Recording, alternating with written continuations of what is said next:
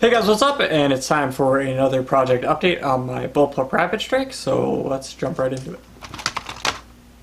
A lot has changed from the last time we took a look at this, and I'm about to tear it apart to start gluing it together for good, so I figured before we take a step backwards and start disassembling it to get the proper alignment in, just because it's held together with hot glue right now and it's very flexible and it's sort of hard to get a good fit for some of the final pieces. I figured I have enough of it figured out to where I'm comfortable taking it apart and start gluing it back together for real this time.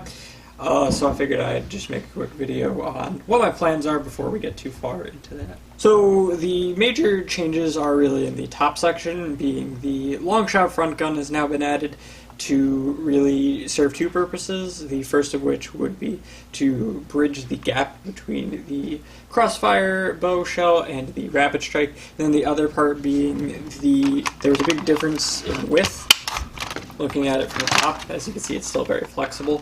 But the parts of the Centurion barrel were very wide compared to the crossfire bow, so when looking at it from a top perspective, you can see that now it blends together much better, whereas before there was a large discrepancy there and it looked kind of unnatural, so I wasn't sure how I wanted to go about that, but I think this solves both of those problems. And then for the observant among you, this is actually two long shot front gun tops, so just because one wasn't long enough, unfortunately I'm not going to be able to keep this little extrusion bit because I could have lined it up with that, but then I'd have screws on both sides of the shell, and that would kind of mess me up, so I decided against that, and we're just going to sand that down and work with it from there. Speaking of the second long shot front gun, I saved the front section, as you can see here, which I plan on using sort of to tie out the front of the blaster, so the profile will sort of match on the top and bottom, and then hopefully we'll trim that back a little bit and then drag that line to merge with this back here. So a decent amount of custom putty work that's going to have to go into merging that in. I thought about using it for the grip section up here because this is a little small, and I would prefer if the grip was about the same width but continued to about there. So a little slighter of a angle, but continuing a little further, just to give me a little more to hold on to in the front. And I thought about using that, but I thought it would look weird with those lines being offset from those lines, and that piece fits pretty decently in there. So I figured I'll use that to sort of finish up the front profile and have a symmetrical top and bottom, and then I'll either 3D print or we could find another piece for the front grip. Moving on to my last sort of big problem child is the stock area. I'm not really sure what to do in this area still. As you can tell, nothing's really aligned and it's super flimsy, so that's part of the reasoning for wanting to take it apart and glue it back together properly, so that way I can really get a more defined area of what I'm working with in the back.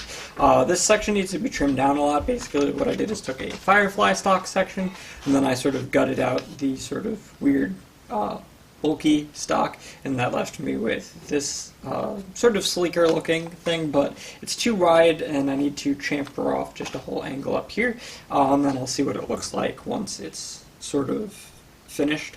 But the issue is that it's very wide in this back section and there's not a lot of shells that would help me to taper down to the thinner stock that I would like to use. So I'm thinking that this Firefly section might be good with the proper trimming, but unfortunately that's more of an exact fit, and I really need to get the exact dimensions finished for this back section. So I'm going to take it all apart, glue it back together the right way, align it properly, and then trim it, and then that way I'll have a really solid idea of what I'm working with, so that I don't have to make a bunch of later corrections with that piece. Anyway guys, that's just a short look at where I'm at with this blaster. Hopefully going to be working a lot on this project in the next few weeks or so for Merge Masters. Still have a area up here which I'm going to decide how I want to make the shells meet for the long shot front gun and the rest of the blaster, but I need to wait for some extra parts to come in. But overall I have a pretty good idea of what I generally want to do. It's just at this point doing a lot of the fine details and really making sure all the pieces fit the right way. So to do that, I feel that this super floppy shell isn't really going to help.